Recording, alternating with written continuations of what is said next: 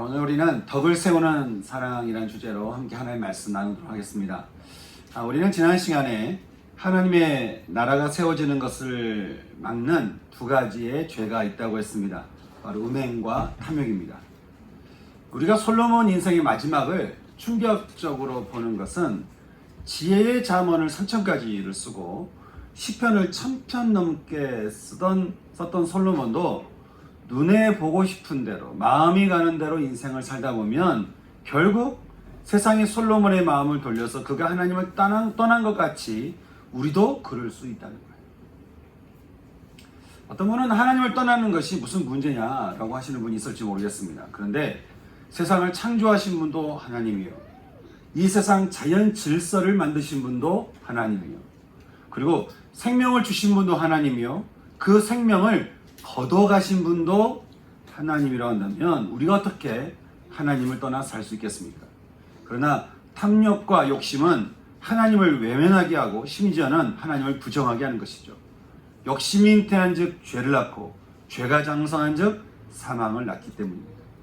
저는 우리를 찾아오신 예수님의 생명과 그 구원 앞에 우리 마음에 욕심과 탐욕의 공간을 늘려가는 것이 아니고 하나님의 나라가 임하시오며 그 뜻이 하늘에서 이루어진 것 같이 내 안에서도 이루어지기를 기도하며 간구하며 살 수 있기를 주님의 이름으로 축복합니다. 아멘. 우리가 욕심과 탐욕에서 벗어날 수 있는 길은 유일한 그 길이 있습니다. 그것은 그 모든 세상의 어둠을 사라지게 하는 그리스도, 그 하나님의 나라가 내 안에 임하는 것입니다.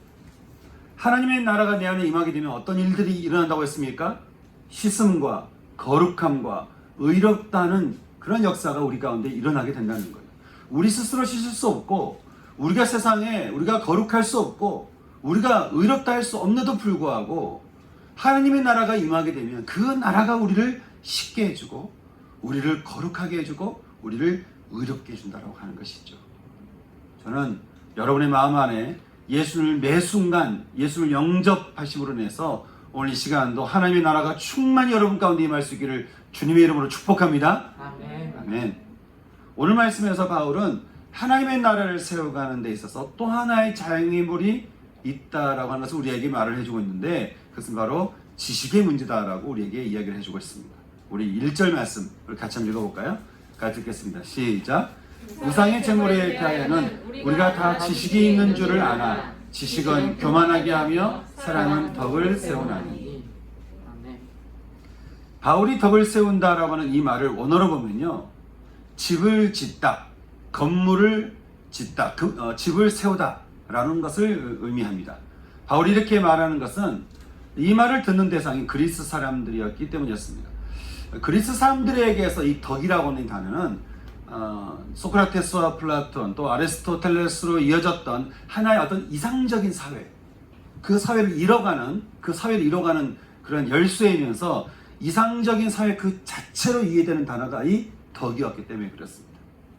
따라서 바울이 덕을 세워간다라고 한 것은 어떤 성품적인 것을 말하는 것이 아니고 불완전한 이 세상을 뛰어넘는 하나님의 나라를 세워가는 것을 말하는 것이죠. 그리고 그 하나님의 나라는 어떻게 세워지느냐, 바로 그 비결은 사랑에 있다라고 우리에게 말을 해주고 있습니다. 근데 바울은 이 사랑을 말하기 전에 먼저 고린도 사람들이 그 덕을 이루지 못하게 막고 있는, 사랑을 막고 있는 한 가지 장애물이 있는데 그것은 지식이라고 우리에게 말을 해주고 있는 것이죠. 지식이라고 하는 것, 여러분 지식이 나쁜 것이겠습니까? 지식이라는 것 그 자체는 나쁜 것일 수 없습니다. 베드로도요, 믿음을 가진 자는 그 믿음에 덕이 있어야 되고 이제 덕을 배워가는 사람은 그 덕이 풍성해지도록 지식이 있어야 된다, 그렇게 우리에게 말을 해주고 있기 때문입니다. 여러분, 사실 우리가 성경을 읽고 묵상하고 공부하는 이유가 거기인 거 아니겠습니까? 이스라엘의 멸망을 바라보던 호세아 선지자도 4장 6절에서 하나님의 마음을 이렇게 대변했죠. 내 백성이 지식이 없음으로 망하게 되었다. 내 백성이 하나님에 대한 지식이 없어서 망하게 되었다는 거예요. 그리고 또 말하기를 얘가 지식을 버렸으니 나도 너를 버려 제사장이 되지 못하게 할 것이요, 얘가 네 하나님의 율법을 잊었으니 나도 네 자녀들을 잊을 것이다.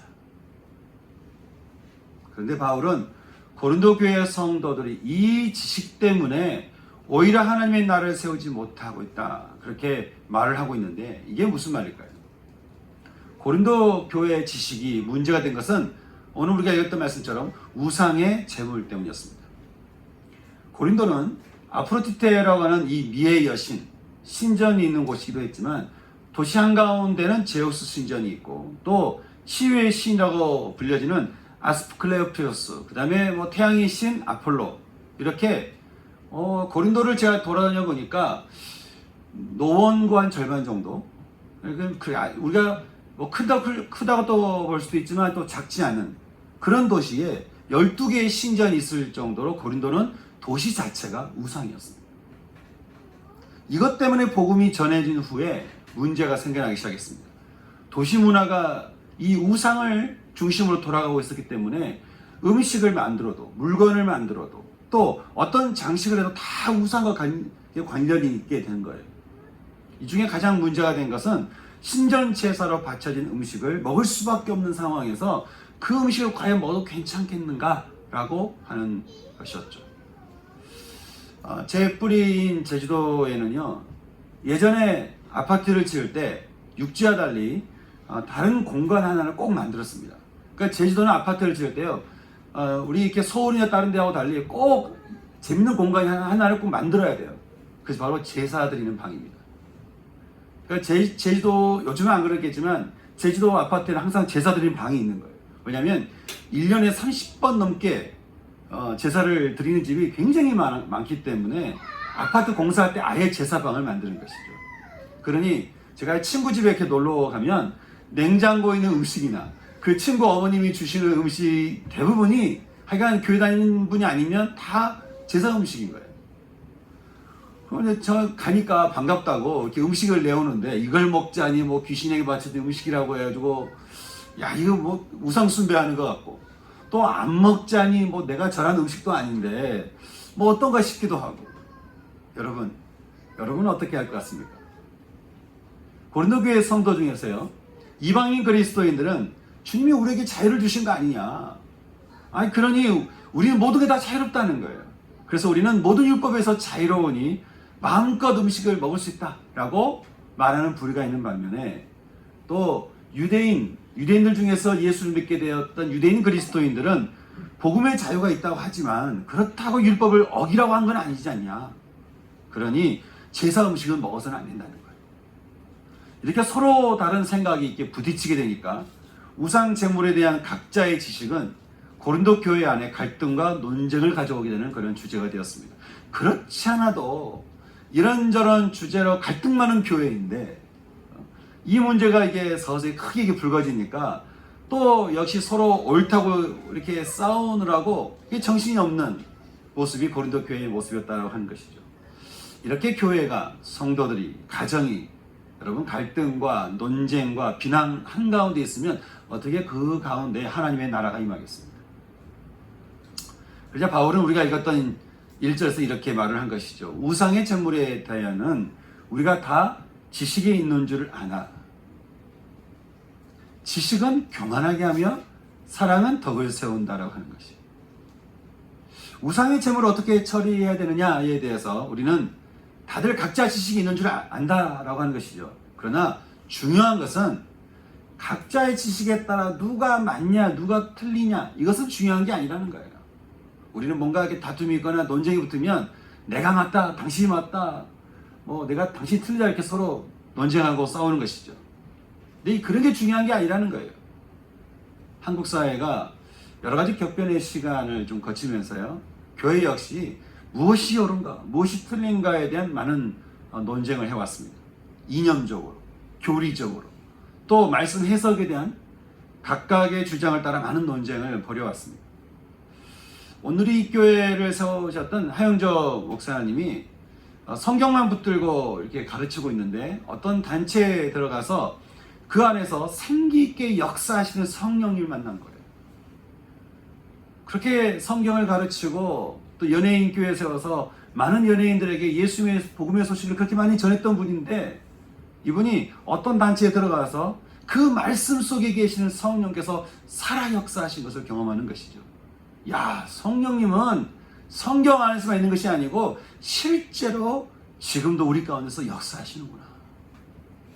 그래서 그때부터요, 이분이 돌아가실 때까지 늘 하셨던 이야기가 있었어요. 여러분, 성령 받으십시오. 해간 성령 받으십시오. 성령 임하도록 성령 하나님을 받아들이십시오. 여러분, 성령의 불을 받으시기 바랍니다. 그 불이 여러분을 살릴 것입니다. 저는 저와 여러분의 신앙도요, 틀에 박힌 또 관습에 빠진 그런 신앙이 아니라 여러분 안에 성령의 불이 임하여서 그 불이 여러분의 삶을 생기 있게, 생명력 있게 인도할 수 있기를 진심으로 소망하는 것입니다. 여러분에도 권면합니다. 여러분, 날마다 기도함으로 성령님이 충만히 임하시도록 여러분 기도하시기 바랍니다. 여러분도 성령의 불을 받으시기 바랍니다.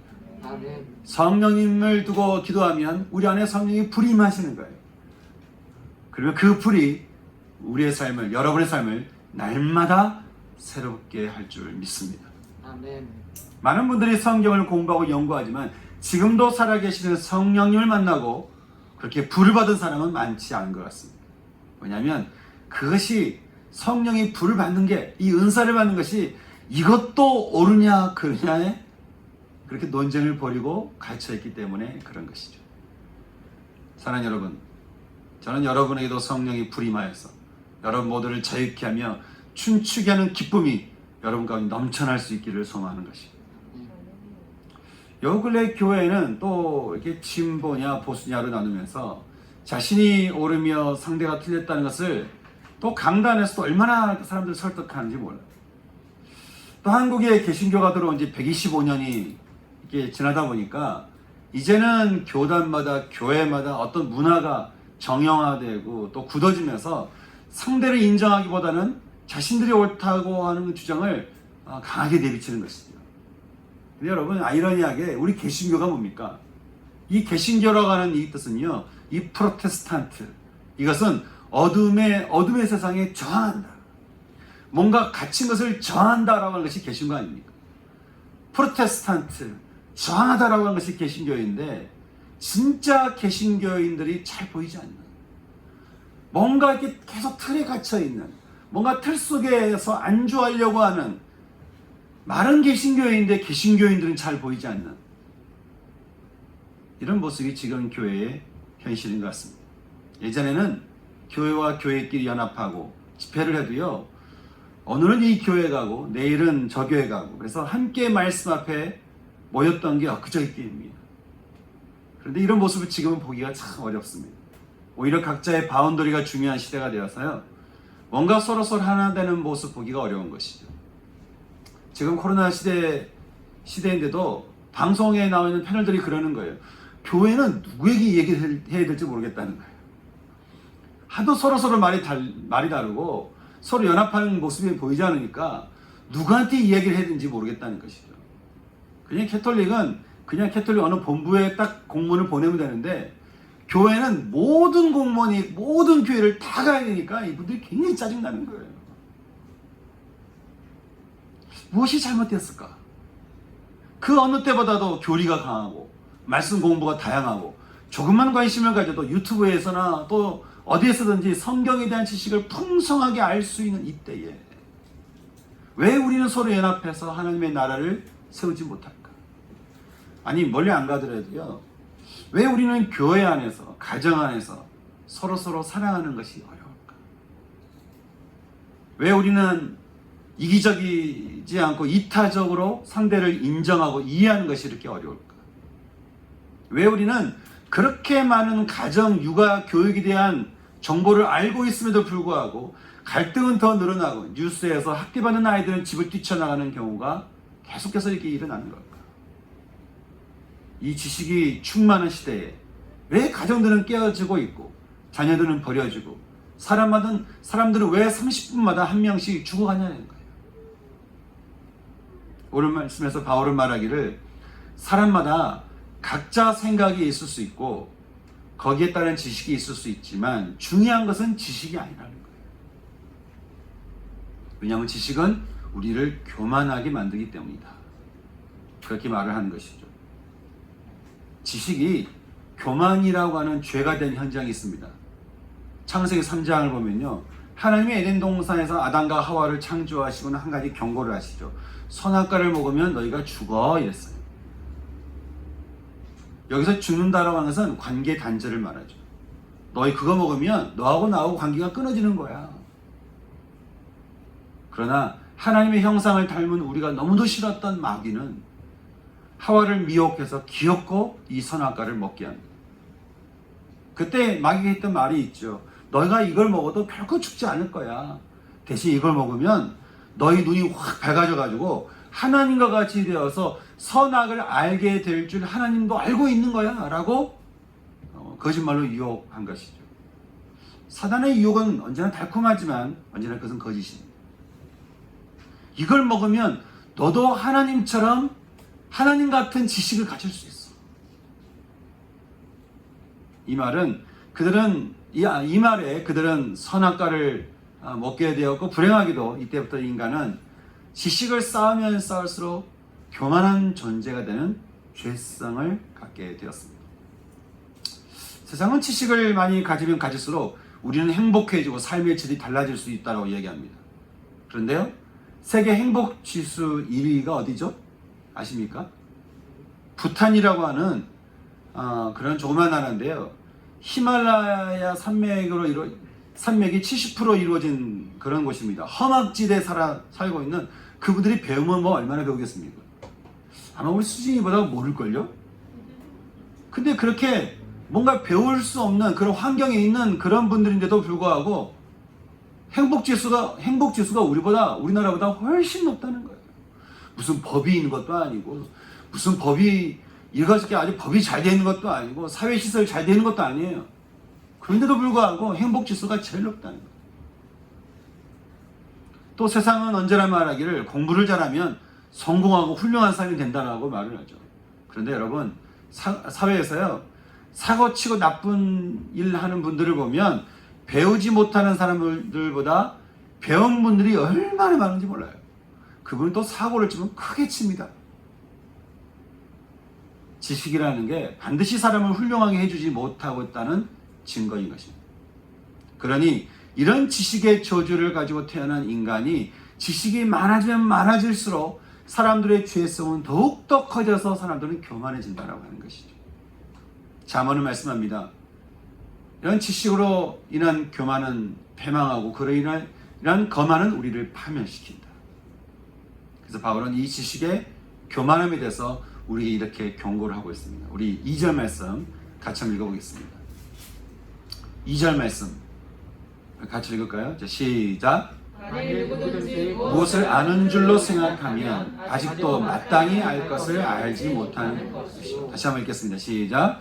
만일 누구든지 무엇을 아는 줄로 생각하면 아직도 마땅히 알 것을 알지 못하는 것이요. 이 말씀을요, 다른 버전으로 읽어보면 이렇습니다. 자기가 뭘 좀 안다고 생각하는 사람은 아직도 그가 마땅히 알아야 할 것을 모르는 사람입니다. 그런 말이에요.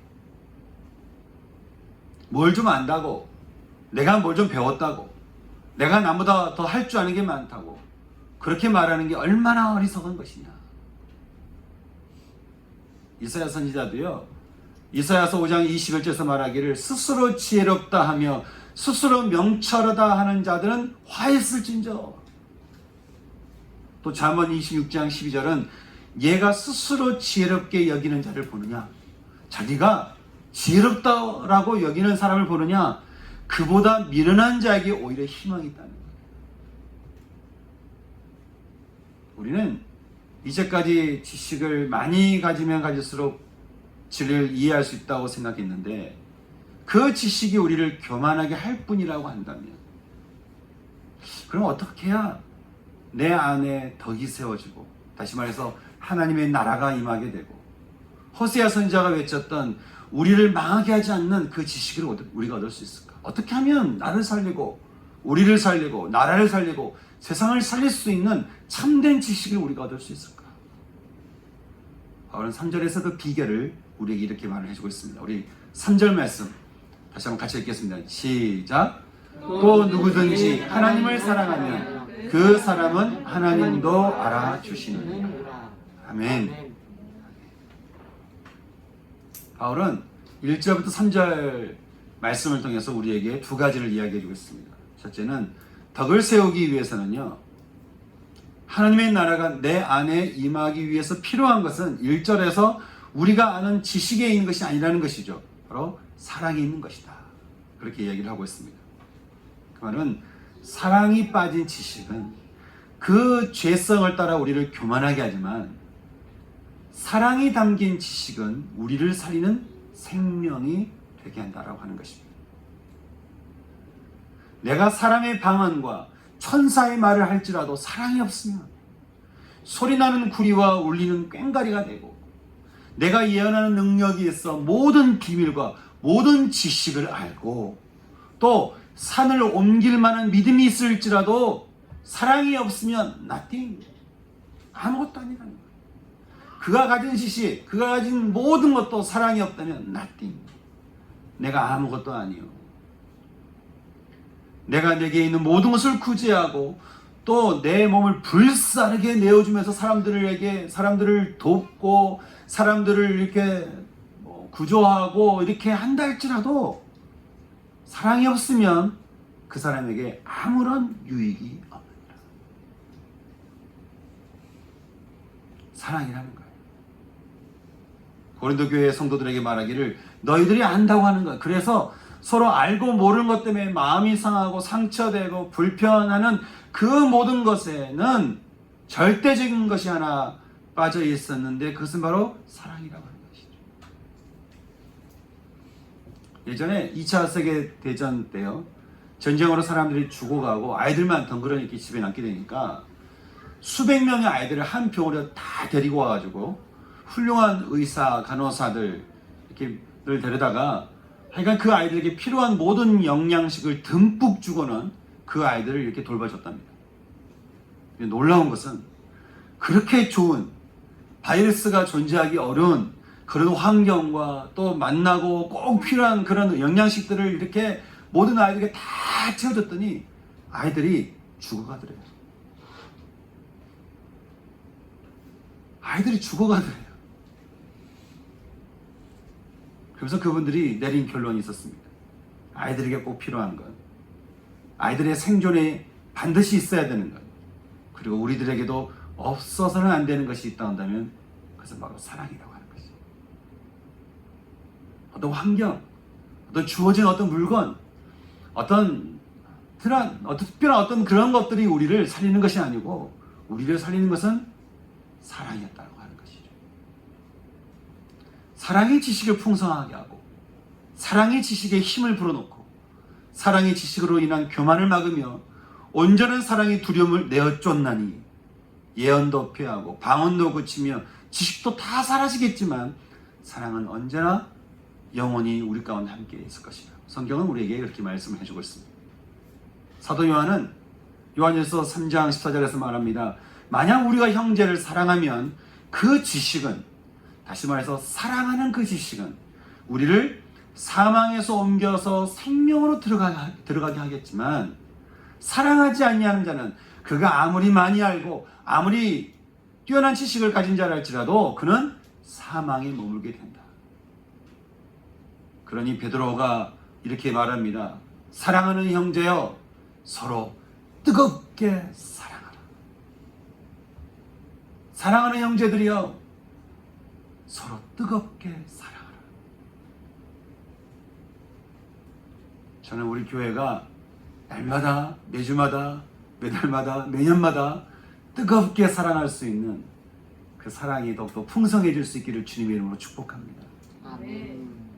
사랑은 오히려 허다한 죄를 덮는다는 거예요. 사랑이 커지면 커질수록 사람의 죄를 덮어버린다는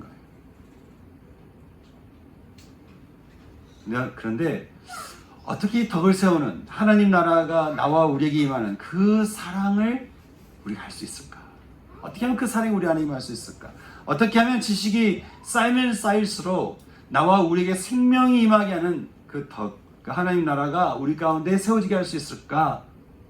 오늘 바울이 말씀에서 이야기하는 두 번째는 그 사랑에는 대상이 있다는 거예요. 그 사랑에는 대상을 분명히 해야 된다는 거예요. 바로 하나님을 향한 사랑이라고 우리에게 말을 해주고 있습니다.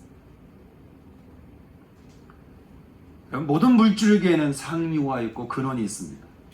그런 것처럼 사랑도 근본이 있고 뿌리가 있는데 그것이 바로 하나님이라고 우리에게 말씀해주고 있는 것이죠. 사랑은 여기 있으니 우리가 누군가를 하나님을 사랑하는 것이 아니요 하나님이 우리를 사랑하사 자기 아들을 보내어 우리의 죄를 위하여 대신 제물이 되게 하셨다고 하는 것이죠. 여러분, 사람이요 사람을 얼마만큼 사랑할 수 있겠습니까? 사람이 사람을 사랑하면 얼마나 사랑하겠습니까? 우리가 배우고 알고 깨달은다고 해서 우리가 얼마만큼 우리가 사랑할 수 있겠습니까? 제가 광주에서 자랄 때 운동권 데모하는 그 형님들이 있는 곳에 제가 잠시 간 적이 있었습니다. 근데 이렇게 몇 번 가는데 제가 좀 불편한 거예요. 왜냐하면 이렇게 뭐 민중과 약자들과 연약한 자들을 위해서 이렇게 싸우시는 분들이라고 해서 이렇게 갔는데 그분들끼리 너무 많이 싸우는 거예요. 그분들끼리 너무 많이 싸워가지고 그 자리에 있는 게 너무 불편한 거예요. 그렇게 많은 공부를 하고 책을 읽고 지식을 쌓은 분들인데 그분들끼리 모여서 하는 그 이야기의 그 말들이 너무 거친 거예요. 물론 뭐 온통 아픔의 현장에 있던 분들이니까 그럴 수 있다고 충분히 이해되지만 사람이 사람을 사랑하는 것은 안다고 해서 되는 게 아니구나. 뭘 많이 안다고 해서 사랑할 수 있는 게 아니구나. 그걸 제가 참 깨닫게 된 것이죠. 그러나 우리가 정말 나를 사랑하고 또 이웃을 사랑할 수 있는 비결이 있는데 그리고 지식을 알면 알수록 더욱더 사람을 사랑할 수 있는 비결이 있는데 그것은 우리를 사랑하시는 하나님의 사랑 안에 거할 때라는 거예요. 여러분, 우리가요 죄를 한 번 짓고 다시 안 짓는 우리면 얼마나 좋겠습니까? 여러분도 여러분이 양심상 한 번 지은 죄는 다시는 안 짓는다 이렇게 말을 못 하겠죠? 우리가 죄를 짓고 반복적으로 죄를 짓는데도요 하나님은 우리에 대해서 어떻게 말씀하십니까? 내가 너를 사랑한다는 거예요. 그리고 우리를 버리지 않으신다라고 하는 것이죠. 그리고 우리와 끝까지 함께 하신다는 거예요. 어떻게 그럴 수 있을까? 아가스에서 하나님 이렇게 말씀하십니다. 나의 사랑, 나의 어여쁜 자야. 너는 어여쁘고 어여쁘다. 너는 아무런 흠이 없다는 거예요. 그러니 나의 사랑, 나의 어여쁜 자야. 주님이 우리를 보실 때 어떻게 보십니까? 그냥 사랑 덩어리로 보시죠. 그냥 사랑으로 보시는 거예요. 그러니 우리가 분명히 잘못했고 분명히 우리가 죄가 있는데 우리를 바라보실 때 그냥 사랑으로 바라보시니까 하여간 하나님의 이름을 부르는 것만으로 하나님 너무 좋은 거예요. 하나님의 품 안에 오기만 하면 너무 좋은 거예요. 그러니 회개하기만 하면 하나님이 모든 것을 다 용서해 주신다는 거예요. 그러니 나의 사랑 안에 내가 들어오라고 하는 것이죠. 사랑에 빠져버린 우리를 향해서 사랑에 빠져버린 그 하나님의 사랑 때문에 우리는 구원받았고 또 구원받을 수 있다고 하는 것이죠. 주님도 이렇게 말씀하셨습니다. 아버지께서 나를 사랑한 것 같이. 여러분, 하나님 아버지가 아들 예수를 얼마나 사랑하시겠습니까? 사랑의 근원을 사랑하니 얼마나 사랑하시겠어요.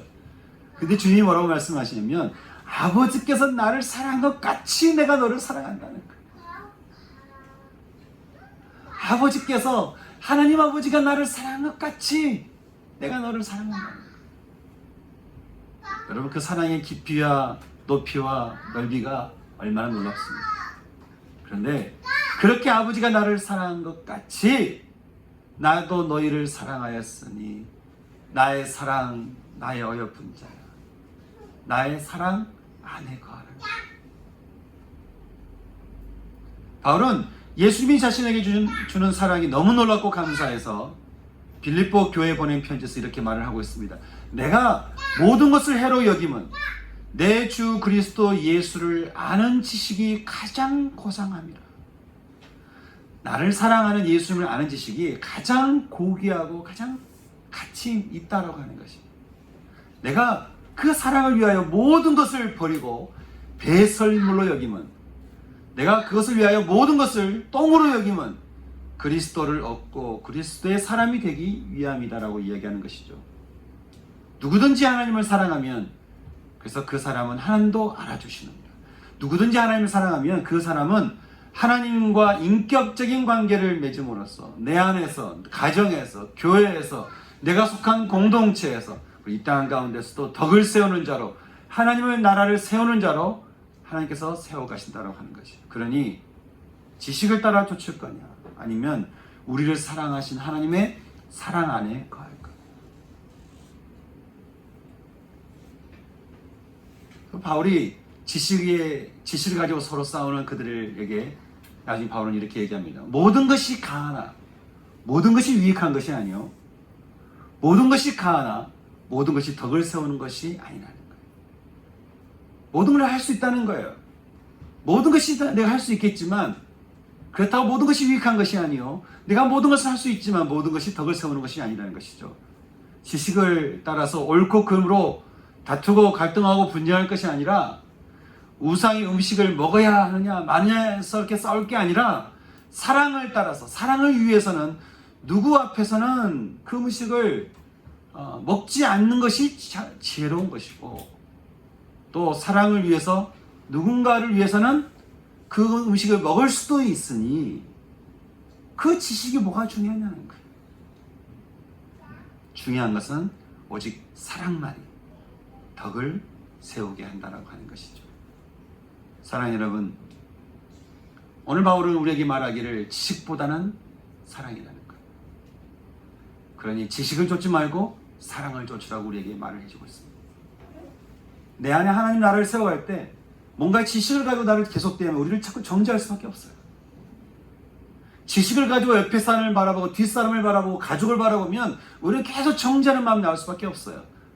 바울이 말하기를 지식이 중요하냐, 그렇게 지식을 많이 안다고 해서 하나님 나라가 세워지느냐, 그것이 아니라는 거예요. 지식보다는 사랑이라고 하는 것이죠. 그러니 서로 사랑하라, 그렇게 얘기하는 거예요. 워싱턴에 있는 한 교회, 조그마한 교회인데, 조그마한 그 교회에서 제가 언젠가 여러분께 한번 말씀드린 적이 있는데요, 그 교회가 아주 작은 교회인데 워싱턴을 비롯해서 미국 전체에 아주 영향력 있는 교회인 것이죠. 그래서 워싱턴에 국회의원이 되면 그 교회를 반드시 가야 된다고 합니다. 근데 그 교회에서 제가 아는 목사님이 가서 예배를 드렸다 갔는데, 예배를 드리는 도중에 저 뒤에서 어떤 자매가 들어오더니 이제 소리를 지르면서, 그리고 말씀을 찬양하다가 울면서 울부짖더라는 거예요. 어떤 뭔가 상처된 마음이 올라왔는지, 뭐가 괴로웠는지 이 울음이 자기도 모르게 팍 터졌다는 거예요. 야, 여러분, 우리가 예배를 드렸는데 누군가가 막 소리 지르고 아파서 막 얘기해, 우리는 어떻게 할까요? 잠깐만 좀 나중에 예배 끝나고 한번 봅시다. 우리 그렇게 할 수 있잖아요. 그래서 예배 드렸던 목사님도 여기서 어떻게 하는가 보자, 이렇게 보셨다는 거죠. 그랬더니 거기 있는 성도들이 가서 한 명씩 그분을 안아주더래요. 그거를 예배 시간 전체 시간을 활용하더래요. 그리고 그분을 다 안아준 다음에 목사님 앞에 나오셔서 말씀하시는 거, 주님이 말씀하셨습니다. 우리 서로 사랑하십시오. 그것이 그날 그 예배 설교의 내용이었습니다. 사랑하는 여러분, 우리의 생각이 하나님 나라가, 우리는 우리 생각으로 하나님 나라를 세울 수가 없는 것입니다. 우리가 아는 지식으로 하나님 나라를 세울 수 있는 게 아닌 것이죠. 성경을 우리가 알아야 되지만, 성경 속에서 우리를 사랑하신 하나님의 그 사랑을 만날 때 우리가 자유로운 거지, 그 지식을 안다고 해서 우리가 자유로울 수 있는 건 아닌 거지. 저는 여러분이 묵상할 때마다, 말씀을 볼 때마다, 말씀을 들을 때마다 저는 그 말씀 속에서 우리를 사랑하시고 또 사랑하시고, 아니 너무 사랑병에 걸려서 그냥 사랑해서 아주 죽고 싶은, 그리고 진짜 돌아가신 십자가에서 죽으신 그 예수 그리스도를 만나고 또 만나고 또 만날 수 있는, 그래서 그 사랑의 지식 안에서 자유케 되고 또 기쁨을 회복할 수 있는 그런 은혜가 저와 여러분 모두 가운데 임할 수 있기를 소망하는 것입니다. 사랑하는 여러분, 주님 우리에게 말씀하셨습니다. 나의 사랑 안에 거하라. 그 사랑 가운데 거할 수 있는 저는 저와 우리 모든 성도님 될 수 있기를 주님의 이름으로 축복합니다.